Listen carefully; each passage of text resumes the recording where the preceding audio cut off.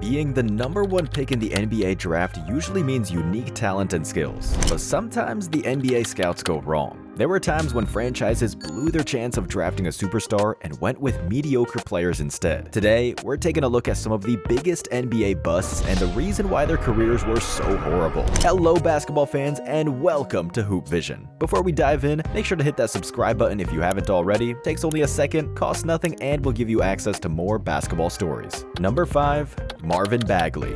Imagine you're the Sacramento Kings in 2024, having watched the NBA Finals between the Mavs and Celtics, thinking that could have been you representing the West. In 2018, the Kings had the second pick in the draft and passed on none other than Luka Doncic. It didn't seem like a big deal back then because everyone in the media was trashing Luka, saying he couldn't transfer his skills to the NBA. Boy, were they wrong. Bagley ended his rookie season with decent numbers, averaging 15 points on 53% from the field, but he was no Doncic. As seasons went by, his averages only dropped, while Luka entered the MVP conversations 2 years after being in the league. Marvin is the reason why Kings fans are mad at Vlade Divac to this day, because there were rumors he didn't draft Luka over some personal issues with him. If that's true, and he sacrificed the future of the franchise for pettiness, Divac deserves all the hate he gets. Unfortunately for Bagley, not even a change of environment could have helped him. After 5 seasons with Sacramento, he was traded to Detroit, who have been the bottom feeders for years now. He couldn't improve his stats even on a bad team,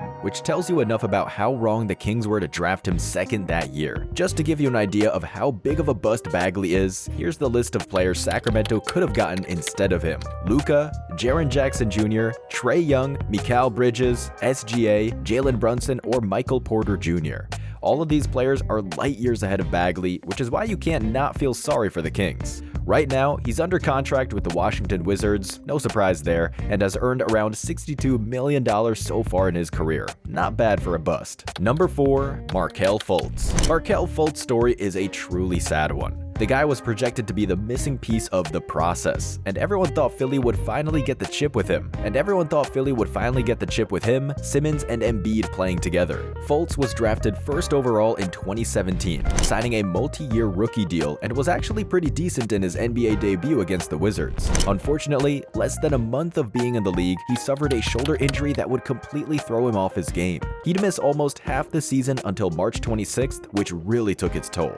The inconsistency of Fultz's performances was frustrating. He'd give you 20 points one night and then 6 on the next. The only bright spot of his rookie season was him becoming the youngest player to record a triple-double in the NBA, with 13 points, 10 rebounds, and 10 assists against Milwaukee. He ended that year averaging only 7 points per game, and wasn't even in the conversation about the Rookie of the Year award, which is horrible for a #1 pick. Still, the Sixers were not ready to give up on him yet. After all, it was just one bad rookie season. Sometimes players start slow and develop later on. Unfortunately, not this time. Philly exercised their team option in October 2018, but would soon regret it. Just weeks later, they'd make a public announcement Fultz would not participate in practices or games until further evaluation of his shoulder injury. Unlucky for them, this injury turned out to be a thoracic outlet syndrome, which means there's compression of nerves or blood vessels in the injured area. This results in symptoms like pain, numbness, or weakness in the affected region, swelling, and all kinds of problems. The silver lining is, this did not end his career, only his time with Philly. They traded him to Orlando in 2019, where he remained until this summer. Right now, Fultz is still without an assigned team, but with career earnings of $87 million, we doubt he's having trouble sleeping at night for not fulfilling his basketball potential. Number 3. James Wiseman. When you get drafted by the Warriors while their big three is still contending for a championship, that means you have something to offer on the court. Unfortunately for Golden State, their front office was wrong when it came to James Wiseman.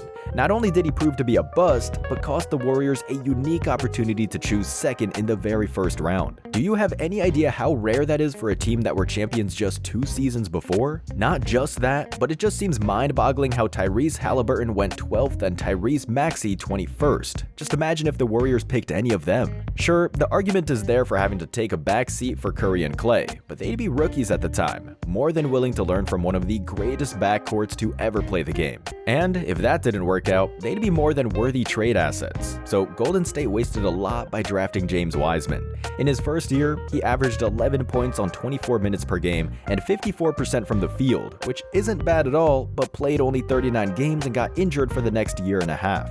During their championship run, Wiseman didn't play a single game that season, and when he came back, he was even worse. In 2 more years with Golden State, he played a total of 66 games and averaged 8 points per game.